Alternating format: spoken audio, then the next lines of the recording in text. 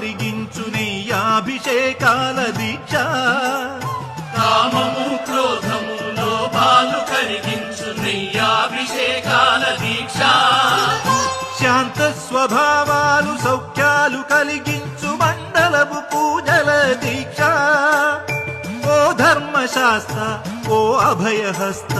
ఇహ పరము తరించు ముక్తి ఫల దీక్ష స్వామియే శరణం శరణమయ్యప్ప స్వామియే శరణం శరణమయ్యప్ప స్వామియే శరణం శరణమయ్యప్ప